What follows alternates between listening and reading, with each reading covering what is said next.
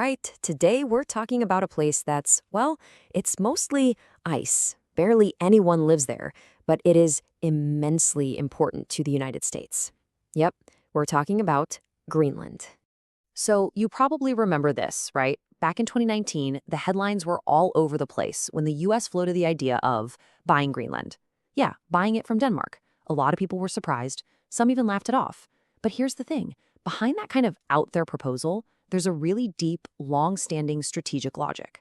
So what's the deal? Why is the world's largest island so critical to American interests? Okay, to really get this, we're going to break it down into four key parts.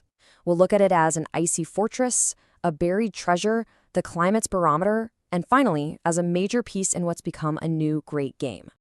All right, first up, an icy fortress. We're talking about military strategy here. For like over 70 years, Greenland's been a cornerstone of North American defense, and it all comes down to one simple, unchangeable fact. Its location. Way up there, deep inside the Arctic Circle, you'll find Thule Air Base. It's America's northernmost military base, period. It was built way back in the early Cold War, and its location, it gives the U.S. this incredible vantage point right over the top of the world. Think of it as the military's eyes and ears in the high north. Absolutely essential. Now, Thule's mission has changed over the years, but it's still just as vital. It's got this super powerful radar system that's basically our tripwire, the first line of defense against any ballistic missile that might come over the pole. But that's not all. It's also tracking thousands of things in orbit, satellites, space junk, you name it. And it's the logistical hub, the backbone for pretty much any operation in that incredibly tough environment. The bottom line, you just can't defend the continent without it. Okay, so that's the fortress on top of the ice. But what about underneath it? Well, that's where you find a whole different kind of value. We're talking about a potential economic gold mine. See, as that massive ice sheet melts, it's starting to reveal one of the world's last great treasure troves of natural resources. We're talking about huge amounts of rare earth elements. You know, the stuff that's crucial for everything from your smartphone and your EV to super advanced defense systems. And that's not even counting the major potential for oil, gas, and a whole bunch of other valuable minerals. It's literally a buried treasure. And if you want to put a number on it, we'll get this. Estimates put the value of all these resources in the trillions of dollars. Some say it's well over 10 trillion. That is just a staggering figure.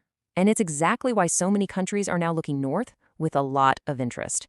It's an economic prize that's almost hard to wrap your head around. But it's not all about military bases and digging for riches. The ice itself has this other incredible value. It's like a priceless scientific lab, one that can tell us about our planet's past, our present, and our future.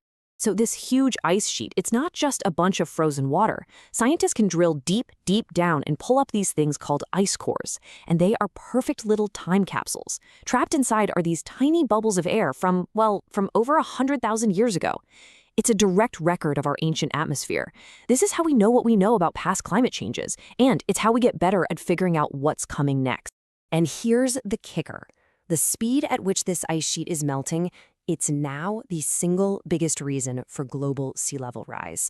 So for coastal cities, think Miami, think Mumbai, think anywhere on the coast. What happens to Greenland's ice isn't some far-off abstract problem. No way. It is an urgent global issue. And that brings us to our final point, what some are calling the new great game.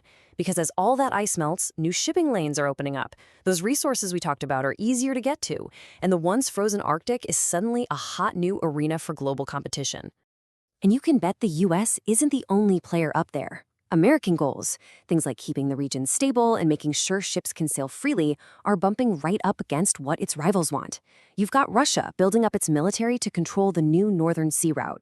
Then you have China, which calls itself a near-Arctic state, and they're pushing hard for resources and a strategic foothold. And where's Greenland in all this? Smack dab in the middle of this growing competition. So when you step back and look at the whole picture, you see that the U.S. interest in Greenland isn't just about one thing.